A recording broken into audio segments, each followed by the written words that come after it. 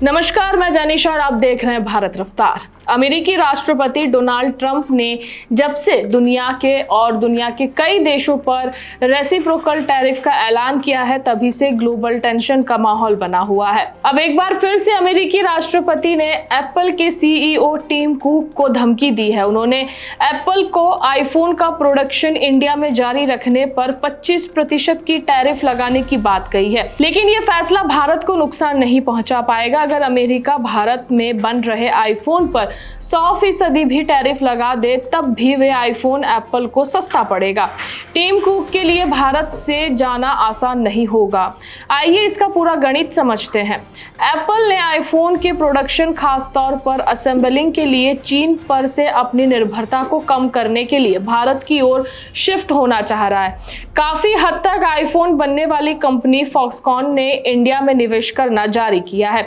इन सब के बीच ये जानना जरूरी होगा कि आईफोन मैन्युफैक्चरिंग का गणित क्या है, भारत कितना कंट्रीब्यूट करता है और अमेरिका के 100% टैरिफ लगाने पर भी मेक इन इंडिया आईफोन कैसे सस्ता हो सकता है।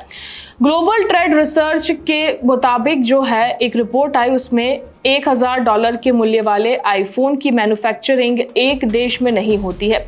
इसमें उसके पार्ट अलग अलग देश में बनते हैं, जैसे कि उसका ब्रांड, डिजाइन और सॉफ्टवेयर खुद एप्पल ही बनाता है, जिसका कॉस्ट $450 है। वही ताइवान में चिप बनता है, जिसका कॉस्ट $150 है।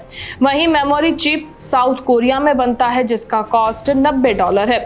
जापान में $85 के कैमरा सिस्टम ही बनता है। वहीं क्वालकॉम और ब्रैंडकॉम जैसे कंपनी चिप निर्माता $80 और उसमें जोड़ते हैं। वहीं जर्मनी, वियतनाम और मलेशिया से छोटे योगदान कुल मिलाकर लगभग $45 है। इसके अलावा भारत और चीन में एक आईफोन का असेंबल चार्ज करीब $30 का होता है। मतलब भारत का एक आईफोन के मार्केट में कुल 3% की हिस्सेदारी रहती है।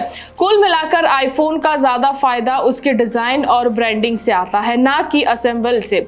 आईफोन को असेंबल करने में इंडिया में जो कॉस्ट $30 का आता है, वो अमेरिका में कई गुना ज्यादा हो जाएगा।